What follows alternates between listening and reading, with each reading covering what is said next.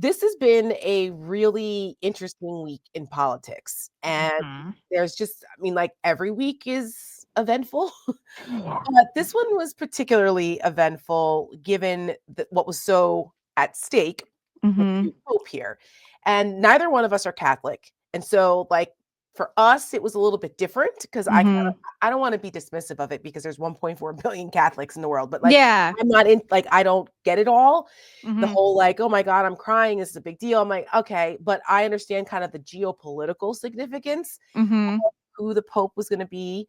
And, you've done these deep dives on the whole like Catholic Illuminati of Opus Dei and worrying about, that's right, making sure Keep it that under here.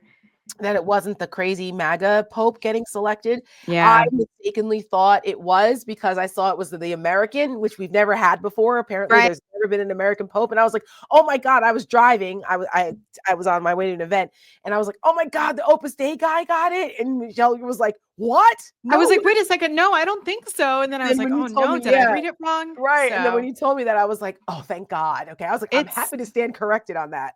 it's so great. And like, while I am not Catholic, I feel like I am Catholic adjacent because my mom's whole family is Catholic. I grew up in a Yeah. very Catholic small town, city, and all my friends were Catholic growing up. Yeah, you're Irish My Catholic, right? I Yeah, mean, my there's husband grew Italians. up Yeah. Catholic. I just so, I feel even I guess maybe a little culturally, just like in terms of Right. traditional kind of things, Catholic, but by no means like, Practicing, right, like, not no, no, practicing no, no, Catholic. no. Yeah, yeah, yeah. But like I did get it's weird because I'm not a believer, I'm not a practicer, I don't prescribe. But when they said it was the American, like I got choked up. I got choked up for a second because I was like, wow, we don't suck all the way. Like, you know what I mean?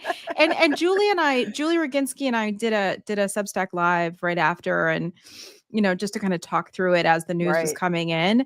And we discussed just how it's giving us a little hope as Americans. Like he is an example of the goodness of Right. Americans because Yes. he is following while he is yes moderate and maybe of course it's Catholicism. They're not going to like give us like female priest or something right away. Right.